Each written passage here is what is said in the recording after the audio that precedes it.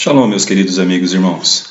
Estamos aqui mais uma vez, para trazer um pouquinho do maná, que Deus tem repartido conosco. E tem sido assim muito prazeroso, muito grandioso, a comunhão que Deus ele quer ter não somente com os céus, mas com todos, aqueles que o buscam. Porque nós estamos vivendo, você acreditando ou não, os últimos momentos aqui na Terra. Nós estamos na iminência do arrebatamento. São vários sinais, são várias características que demonstram que verdadeiramente nós estamos vivendo esse final. É a rebelião, assim de uma maneira bem extensa, em vários países. Hoje mesmo eu vi como é que anda alguns países que caíram numa decadência muito grande, alguns estados dos Estados Unidos, São Francisco, Califórnia, Nova York, as pessoas estão entrando nos comércios, roubando a luz do dia, e os comerciantes não podem fazer nada porque foram proibidos de fazer alguma coisa com essas pessoas, sem falar guerras que estão sendo compradas, vendidas ou mesmo fabricadas para atender uma demanda dos globalistas, dos controladores dessa terra. Essa guerra mesmo, a guerra da Ucrânia contra a Rússia, uma guerra fabricada para justamente causar o gatilho da Terceira Guerra Mundial que vai acontecer.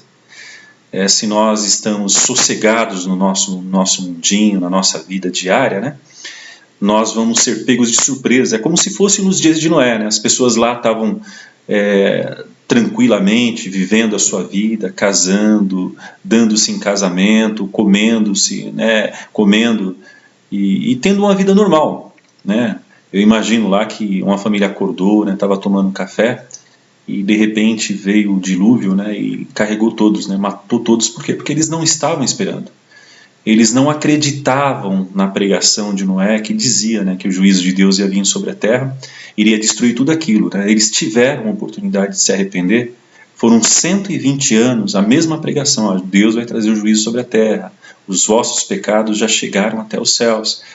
Se arrependam. Foram 120 anos que Deus deu ali oportunidade para o povo lá da época de Noé, o povo diluviano, para eles se arrependerem, mas eles não se arrependeram. E para nós, Deus está sendo assim muito mais misericordioso. Ele está nos dando 2000 anos para que nós possamos nos arrepender, e nós nem acreditamos mais na vinda do Senhor. Quando nós falamos da volta do Senhor, do arrebatamento, ou de qualquer acontecimento que demonstra que essa terra está chegando ao fim, que aqui na terra não é o nosso lugar, Pode lá ler em João 14, que diz assim, que Jesus falou assim, eu vou subir, vou preparar-vos lugar, para que onde eu esteja, vós estejais também, eu vou preparar moradas. Então a gente esquece da própria promessa de Jesus e nós procuramos viver uma vida como a gente quer. Nós não acreditamos mais em Deus, nós não confiamos mais em Deus. As coisas estão bem evidentes aí, mas nós teimamos em continuar com uma vida realmente desregrada. E eu não diria que as pessoas do mundo, elas tendem a ter essa tendência, a ter esse caminhar, mas hoje o mais triste é que as pessoas da igreja não estão mais crendo na palavra de Deus.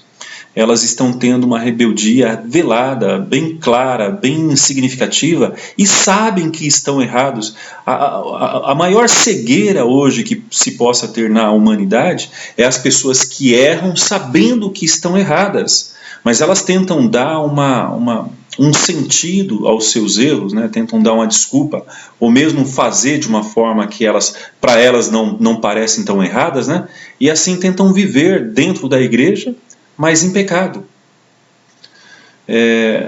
É muito triste as pessoas que vivem assim. Por quê? Porque para elas é muito mais difícil chegar a arrependimento, porque elas estão convencidas que elas não estão erradas. Elas vão na igreja, sentem-se bem, entendeu? No sábado, no domingo, quando vai, o mesmo dia de semana, mas ali elas não têm um encontro com Deus. Por quê? Porque as pessoas que vão na igreja e permanecem numa vida errada, elas estão vivendo uma vida de atores, de hipocrisia mesmo. E para elas vai vir um maior juízo. Porque a Bíblia fala, em Apocalipse 2, sede quente ou frio, porque o morno eu vomitarei da minha boca. Então, hoje, o que nós temos de pessoas mornas, pessoas que estão em apostasia, achando que são crentes, achando que estão vivendo uma vida na presença de Deus, mas não estão. Então, hoje, o que Deus me deu, né, hoje uma palavra, né, geralmente eu faço, eu monto a minha palavra, né, na terça-feira, e hoje é terça-feira, né, eu vou estar colocando esse vídeo, né, na sexta, mas hoje é quarta-feira, né? Deus me deu essa palavra, o tema ontem, e hoje, na quarta-feira, né, dia 2, eu estou gravando, né, e na sexta-feira eu vou estar postando. O tema é: manifestamos aquilo que somos. Por que Deus me trouxe, né, esse tema? Eu achei muito interessante quando Deus me trouxe. Eu não tinha tema, eu não preparo nada. É muito interessante isso. Deus, ele me traz. Eu fico orando, né, eu oro a Deus para ele me trazer uma palavra, e aí o Senhor vai e realmente traz. Por quê? Porque a pior tristeza de alguém que se considera cristão ou crente é achar que está vivendo uma vida na presença de Deus, obedecendo os mandamentos de Deus, mas quando chegar aquele dia ele vai perceber que ele estava vivendo uma grande mentira. Ele estava vivendo um sofisma.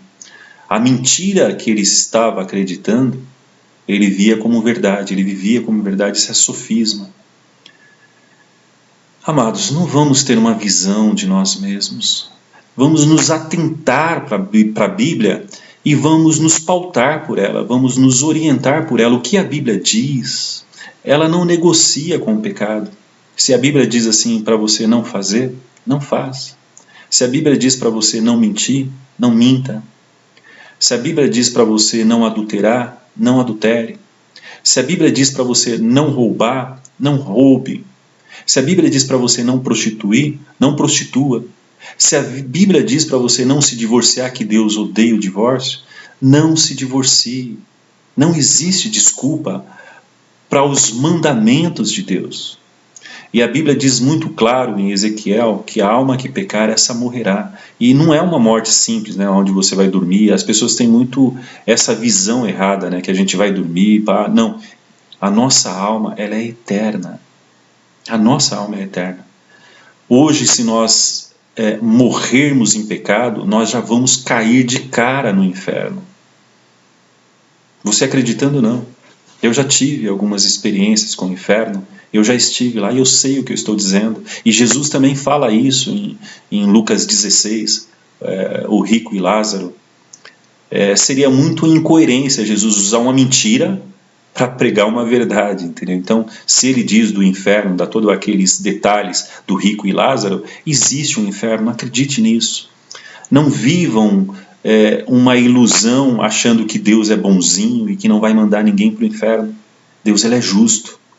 A quem você seguir, a quem você obedecer, esse alguém se torna seu Senhor. Se você obedece às palavras de Deus, obedece à vida de Deus, obedece os mandamentos de Deus, você vai viver a eternidade com Deus. Agora, se você obedece a uma vida de pecado, uma vida de desobediência, a uma vida de rebeldia, você faz aquilo que não é para fazer, porque a Bíblia é o manual do crente, você vai cair no inferno se você morrer hoje com a sua vida errada.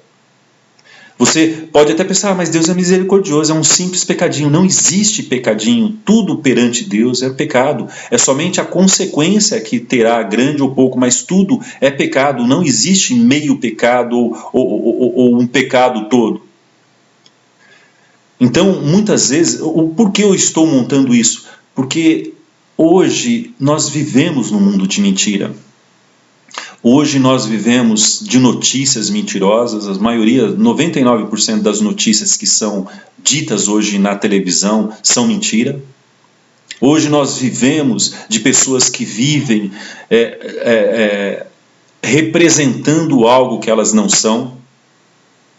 Principalmente dentro da igreja, as pessoas vão lá, todo mundo é boazinha, todo mundo é santa, mas se a gente chegar, colocar uma lupa ou conviver com algumas pessoas, a gente vê muita coisa errada. E se a gente falar alguma coisa, não pode julgar, não pode julgar, né? Eles dizem assim, não julgueis para que não sejais julgados. Hoje existe uma interpretação da Bíblia muito errada. A Bíblia não tem interpretação. A Bíblia tem Espírito Santo. Se você não tiver o Espírito Santo, você não tem capacidade para ler a Bíblia e aplicar ela na sua vida. Uma vez eu ouvi uma frase, né, que ela serviu para toda a minha vida, né, e hoje eu me pauto nela. Essa pessoa disse assim, né, que a Bíblia é um livro santo escrito para pessoas santas. Daí você fala assim, não existe pessoas santas. Isso é o seu conceito. Eu conheço irmãos muito santos, né, muito distantes do pecado e que dão testemunho de uma vida santa, né? Eu tenho esse privilégio de conhecer os irmãos, né? Se vocês quiserem acreditar, eu não me importo, mas o meu testemunho ele é verdadeiro para mim. Então, tendo essa palavra, né, manifestamos aquilo que somos, né? Ou seja, ninguém nos engana. As pessoas, elas manifestam aquilo que elas são, né? Pode demorar um dia, uma semana, um mês, um ano, 10 anos, 20 anos, mas ela manifesta sempre aquilo que ela tem dentro de si, aquilo que ela esconde de todo mundo, sabe? Aquilo que só ela conhece quando ela está ali perto do seu travesseiro, pronto para dormir. Só a pessoa conhece exatamente quem ela é. Por isso que hoje nós temos que procurar viver em comunhão com Deus, para Deus tirar aquela sujeira que está escondida em nós, sabe? Que está escondida lá no profundo e que nós não revelamos para ninguém. Nós achamos que podemos caminhar dessa forma, sabe? Mas um momento, se nós não nos arrependermos, nos abrir com os nossos cônjuges, com os nossos pastores, com os nossos irmãos, essa sujeira vai se manifestar e pode levar você para o inferno. Pode levar você para uma vida realmente decadente, uma vida longe de Deus. Olha só esse exemplo, né? Eu achei um exemplo fantástico dentro da Bíblia. Está lá em 2 Reis, capítulo 11 e 12. Né? Tinha um rei, Acasias, que ele vivia em constante, vamos dizer assim, rebeldia contra Deus. Em constante rebeldia contra Deus. E Deus resolveu acabar com aquela dinastia, né? Deus, ele não suporta o pecado, porque o rei, antigamente Israel, ele tinha que ser exemplo para o povo. Ele tinha que dar exemplo de uma vida de santidade, uma vida de correção, uma vida realmente de modelo para o povo de Israel. E ele não deu. Deus realmente acabou lá com a vida de Acasias, né? E sobrou lá os filhos de Acasias, né? Sobrou um filho, que o nome dele, né? Aqui o nome dele era Joás, tá? Joás com 3, deixa eu ler aqui para vocês, né? Está em 2 Reis 11. Quando Atalia, mãe de Acasias, rei de Judá, soube que seu filho estava morto, Atalia matou todos os filhos dele e só não conseguiu matar seu filho Joás, que devia estar com um ano de idade. Joás foi salvo por sua tia Jeoseba, que era irmã do rei Acasias, pois ela era filha do rei Jorão, pai de Acasias. Ela roubou o menino dentre os restantes dos filhos do rei, que estavam esperando a vez para ser assassinados, e escondeu mesmo com uma babá no armazém que havia no templo. Ali ficaram durante 6 anos, enquanto Atalia reinava como rainha. No 7º ano do reinado da rainha Atalia, o sacerdote Joiada mandou chamar os oficiais da guarda do palácio e as guardas das costas da rainha, e eles se encontraram no templo. Então fez que jurassem guardar os segredos e lhe mostrou o filho do rei, que a Atalia não conseguiu matar.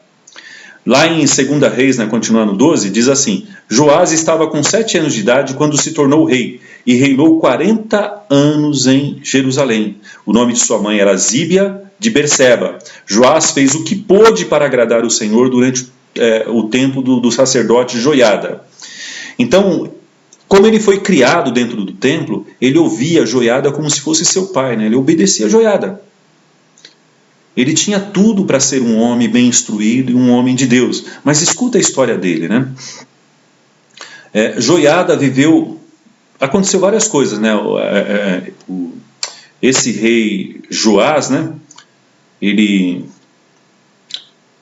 foi uma pessoa, né? Que Joás, ele foi uma pessoa, né? Como ele foi criado pelo sacerdote Joiada, ele era uma pessoa que, enquanto o sacerdote Joiada ele estava vivo, ele fez a reforma do templo, que a rainha Jezabel havia destruído os seus sacerdotes. Ele fez a restauração dos utensílios de ouro para servir ao Senhor e tudo. Porém, quando Joiada estava com 130 anos, ele morreu. E quando ele morreu, esse rei que foi criado dentro do palácio, dentro do templo, com o sacerdote Joiada, ele revelou quem ele era. Olha o que diz: e viveu muito tempo, afinal morreu quando estava com 130 anos, o sacerdote. Foi enterrado na cidade de Davi entre os reis, porque tinha feito tanto bem a Israel e para o serviço de Deus no templo. Mas depois que ele morreu, os chefes de Judá vieram ao rei Joás e conseguiram que ele abandonasse o templo de Deus dos pais dele e adorasse uma imagem vergonhosa de Aserá. Por isso veio de novo a ira de Deus sobre Judá a Jerusalém. Deus mandou profetas para trazê-los de volta ao Senhor, mas o povo não quis prestar atenção à pregação dele. Então o Espírito de Deus veio sobre Zacarias, filho do sacerdote Joiada, e fez uma reunião com todo o povo. Em pé diante deles, numa plataforma, falou assim: Deus quer saber por que vocês estão desobedecendo os mandamentos que ele deu. Pois quando vocês desobedecem, tudo o que vocês tentam fazer acaba em fracasso. Vocês abandonaram o Senhor, e agora o Senhor abandonou vocês. Então os chefes fizeram um plano para matar Zacarias, e por fim o próprio rei Joás deu ordem para que Zacarias fosse morto no pátio do templo. As últimas palavras de Zacarias ao morrer apedrejado foram: Senhor, veja o que eles estão fazendo, castiga-os. Aqui, meus amados, é triste. Por quê? Porque o próprio Joás, que foi criado no templo, ele se revelou quem ele era. Ele teve todo o tempo, né, ele foi criado desde bebezinho dentro do templo, ele teve todo o tempo de expor a negritude, a corrupção dentro do seu coração. Porque não pense que nós somos influenciados pelas pessoas externas. Sim, somos influenciados, mas os pensamentos maus, eles surgem em todos os corações. Se nós alimentarmos esses pensamentos maus, esses pensamentos que nos colocam longe da presença de Deus, ou em rebeldia contra Deus, nós iremos cair. E ele acabou alimentando esses sentimentos maus, essas sugestões más, e ele acabou caindo. Ele acabou revelando-se o homem ímpio, o filho da serpente que ele era, porque ele não ofereceu arrependimento. Isso é triste, meus amados, porque todos nós somos assim. A quem nós alimentamos, nós temos dois espíritos que nos seguem desde a concepção dentro do ventre da nossa mãe, um espírito bom e um espírito mau, um anjo do bem e um anjo do mal. Aquele a qual nós alimentamos são ao qual irá sugestionar ou alimentar os nossos desejos.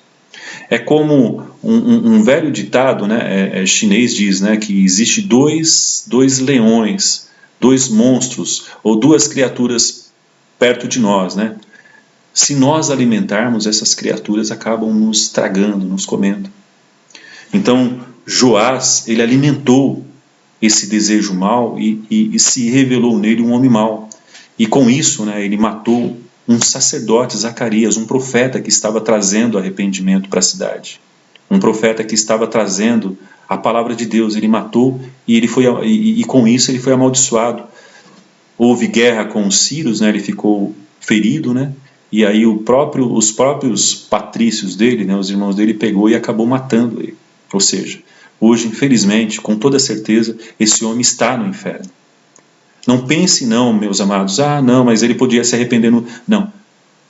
Deus, ele leva muito em conta, nós não conseguimos enganar Deus. Os nossos passos hoje na terra são o que vai determinar a nossa eternidade. Da mesma forma, meus amados, aconteceu com Caim e Abel. Caim e Abel, eles saíram da mesma barriga, do mesmo ventre. E Abel foi chamado o justo. Em Hebreus 13 até fala, né, Abel o justo, né, que a terra clamou. Era tanta justiça que esse homem tinha, né, que a terra clamou o sangue dele. E Caim, Deus avisou para Caim: Caim, o pecado está à sua porta. Se você alimentar, ele vai te dominar e vai te destruir. Deus hoje ele fala a mesma coisa conosco através da palavra dele. Ele fala: olha, mentira é pecado, prostituir é pecado, roubar é pecado, divórcio é pecado. Ele está falando com a gente todos os dias. E ele fala: se você alimentar isso, isso pode te levar para o inferno. E Caim, ele deu ele alimentou esse desejo, né, de homicídio, e ele cometeu, ali ele matou o seu irmão, né, Abel. E ele foi amaldiçoado com relação a isso, né? Sem Cão e Jafé é um outro caso, né? Deus ele destruiu toda uma geração, o pessoal antediluviano, né? E sobrou três homens, três famílias. Cão foi amaldiçoado por quê? Porque ele abusou do seu pai, ele desobedeceu o seu pai. Ele ali, o pai dele embriagado, né? Ele tirou o sarro do pai dele, ele foi todo amaldiçoado. E hoje nós vemos a maldição sobre aquela região, né, da África e tudo, né, por causa dessa maldição de Cão. Jacó e Esaú a mesma coisa.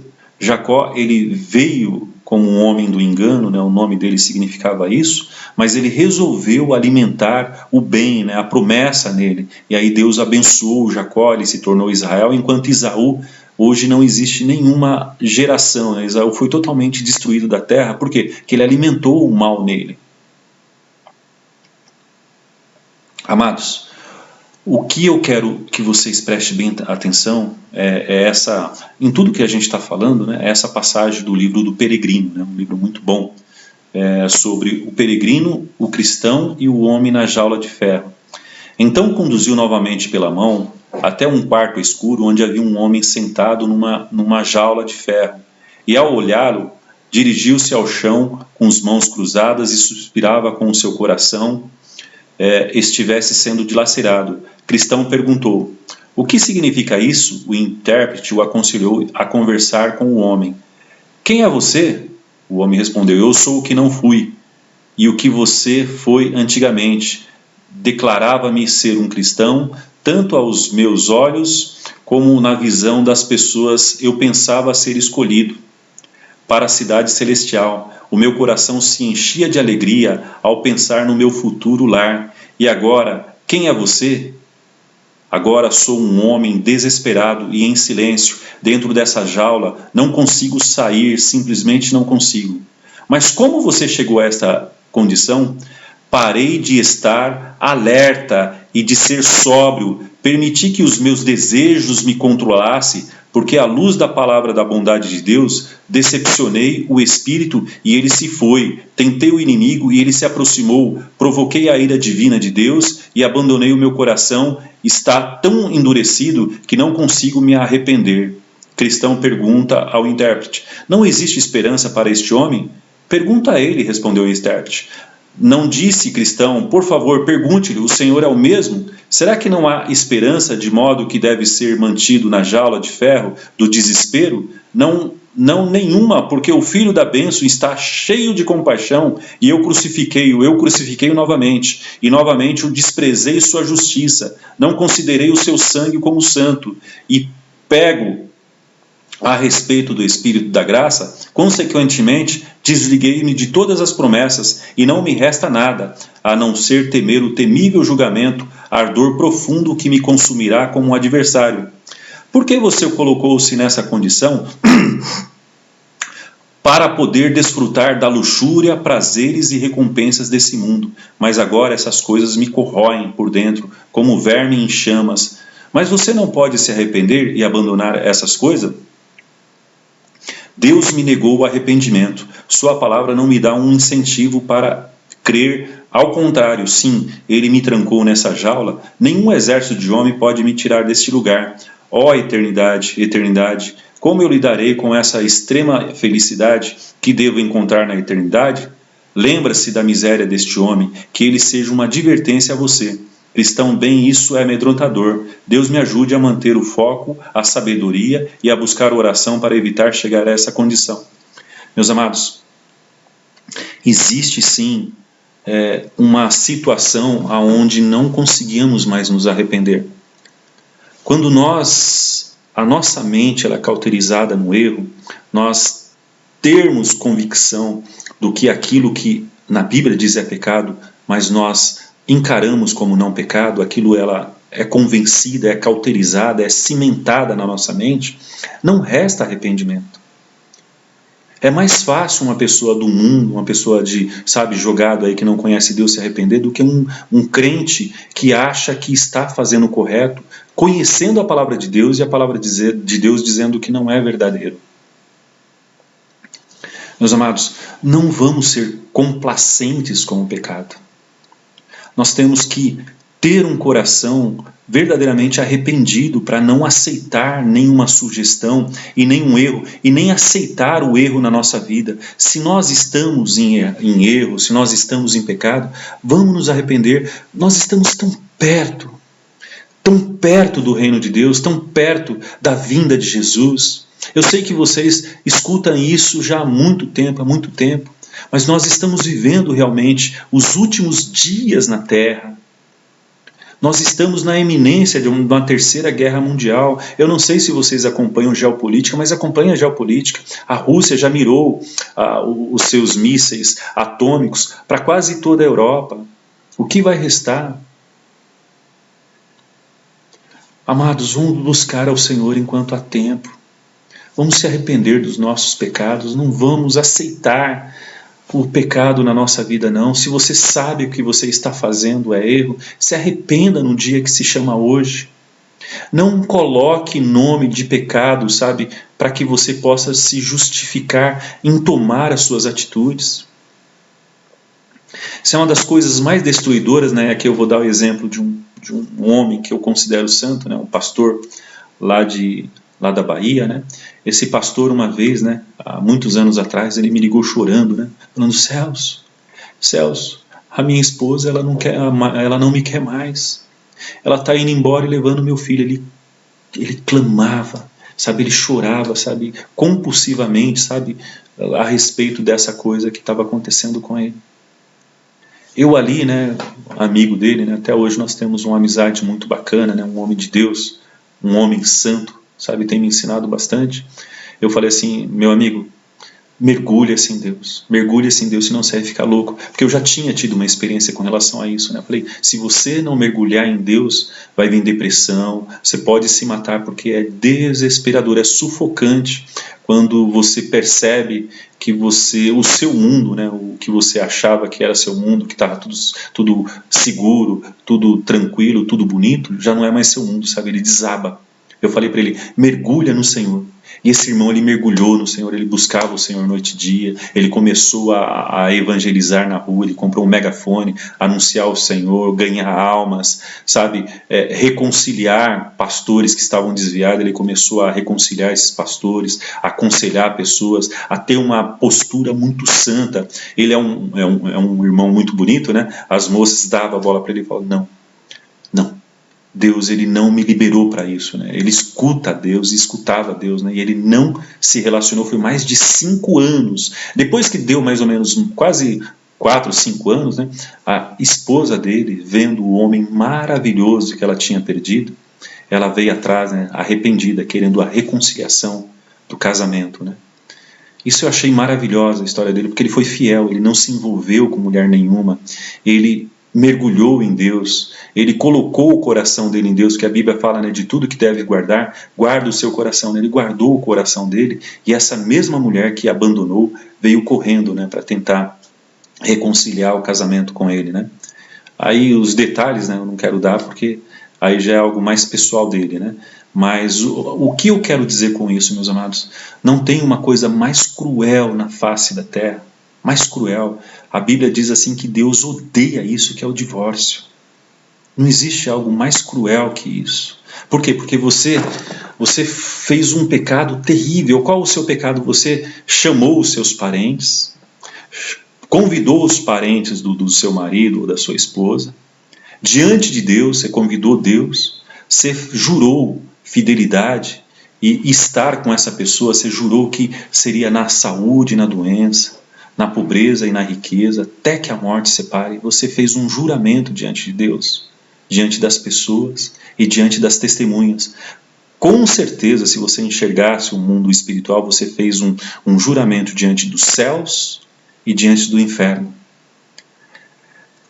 Aí você chega e fala: eu não quero mais, por causa de um homem, por causa de uma mulher, por causa dos seus motivos egoístas, Por causa do quê? Será que você vai ter justificativa diante de Deus, dizendo o porquê você agora não quer? Até porque, volto a dizer, quando a gente casa com alguém, a gente se torna um. Não existe mais, vamos dizer um nome aleatório, não existe mais João e Maria. Os dois são um. Ou seja, é metade de João, metade de Maria. Os membros, eles não conseguem andar sozinhos. Um lado meu não consegue andar sem o outro lado. Isso é o casamento. Ele é tão santo, ele é tão profundo, ele é tão abençoado, ele é tão celestial que não existe dissolução do casamento. Não existe. Vocês podem procurar de Gênesis a Apocalipse se existe dissolução do casamento. Não existe. Agora, quando a outra pessoa ela não quer, aí não tem o que se fazer, né? Ela rompeu essa aliança, aí não tem o que se fazer, entendeu? Ainda mais quando acontece o adultério, né? Quando acontece o adultério, a pessoa está dando algo que não é dela, porque o corpo da sua esposa te pertence e o seu corpo pertence à sua esposa. Quando você está dando para uma outra pessoa, esse seu corpo, você está dando algo que não é teu, ou seja, você rompeu a aliança. O que compete a um dos cônjuges é perdoar e reconciliar. Olha como ser cristão é difícil. Agora, se a outra pessoa que cometeu isso, ela não quer perdão, aí realmente acabou o negócio, entendeu? Então, não tem o que se fazer. Aí você continua a sua vida, vai lá, entendeu? E ora a Deus para Deus te trazer se você não quiser ficar sozinho, né, te trazer uma adjuntora, né, uma esposa verdadeira, né, porque essa não foi. Ela casou sendo esposa, né, se mostrou sendo uma pessoa esposa, e aí, né, ela manifestou-se aquilo que realmente ela guardou, que escondeu durante todo o trajeto do casamento, né, como eu te falei, no meu caso demorou 20 anos, né, mais de 20 anos para a pessoa se revelar. Ela não foi curada, ela não se consertou com Deus. Aquilo ela deu alimento e de repente ela não conseguiu mais sustentar uma mentira que ela achava que era verdade. Então hoje a necessidade do marido, sabe, se abrir com a esposa, até os pensamentos banais, entendeu? E a esposa a mesma coisa, é muito interessante. Por quê? Porque se você viver uma individualidade dentro do casamento, isso vai destruir o seu casamento. Se você viver uma vida isolada, individual mesmo, como se fosse solteira, ou solteiro, você está entrando num caminho, num lugar muito perigoso. E muitas outras coisas. Então, assim, quem nós somos? Será que quando tocar a trombeta, quem vai se manifestar diante de Deus? Será que nós vamos nos manifestar em glória e subir para os céus? Ou vamos descobrir que a luz que nós achávamos que estava em nós, na verdade essa luz era trevas? Só o Espírito Santo para mostrar verdadeiramente como nós vivemos a nossa vida. E o Espírito Santo, em primeiro lugar, ele mostra através da palavra de Deus. Conheça a palavra de Deus e não erre, não peque. Não dê margem, não dê terreno para o pecado. A Bíblia, ela é infalível, ela diz tudo o que é certo, o que é errado, o que é pecado e o que é santidade. Então esse é o primeiro ponto. O segundo ponto é você viver uma vida de oração e jejum. Oração e jejum. Um cristão que não ora e que não jejua, ele não é cristão. Ele está mentindo para si. Ele é uma pessoa comum que em algum momento ele vai cair. Que em algum momento ele vai abandonar a fé. Em algum momento ele vai abandonar Deus. Em algum momento ele vai revelar a personalidade que ele esconde ou que ela esconde de todo mundo. Que é uma pessoa que cheia de marcas, cheia de pecados, que tenta viver uma vida que todo mundo aceita, mas que no final revela-se uma vida que ninguém conhecia. Poxa, você era desse jeito, eu não sabia. Isso é o pecado escondido. Isso daí são os pecados de estimação que nós escondemos e nós não mostramos para ninguém. Por isso, meus amados, que a Bíblia diz assim, é bom que seja dois, porque um caindo, o outro vai e levanta. A maior bênção que Deus deixou sobre a terra é a unidade, e principalmente a unidade do casamento. Então, nessa palavra, por que eu estou falando muito nisso? Porque não tem um meio pelo qual a gente exemplificar essa palavra, né, que Deus deu, que é manifestamos aquilo que somos, do que o próprio casamento. Eu amo ser um homem casado. ou amo estar casado, porque eu aprendo muito, tudo. Dentro do casamento, a pessoa mais errada sou eu, sabe? Se nós partirmos desse princípio, nós vamos viver uma vida realmente de conquista e de comunhão com Deus. Sempre a pessoa que está errada dentro do casamento sou eu. E se nós fizermos isso, nós vamos sempre ter um casamento abençoado e regado pelo amor, arrependimento e santidade de Deus. Então que em nome de Jesus, meus amados, em nome de Jesus, nós possamos nos arrepender no dia que se chama hoje e conserta a sua vida enquanto você está respirando. Porque o arrebatamento ele está muito eminente, Jesus está às portas. Se ele vir e você estiver em pecado, em rebelião contra a palavra de Deus, sabe, em rebelião por querer sustentar as suas verdades, os seus desejos, sustentar desejos e vontades próprias é rebelião contra Deus. Você irá cair no inferno perene, aonde eternamente você irá ser massacrado pelos seus maus desejos e pela sua rebelião. Que Deus possa nos abençoar e que essa palavra entre nos vossos corações, entre nos nossos corações, porque está sendo para mim também, e que nós possamos manifestar a glória, a santidade e a verdade de Deus, tirando a rebeldia da nossa vida e nos arrependendo no dia que se chama hoje. No poderoso nome de Jesus, Deus os abençoe. Shalom.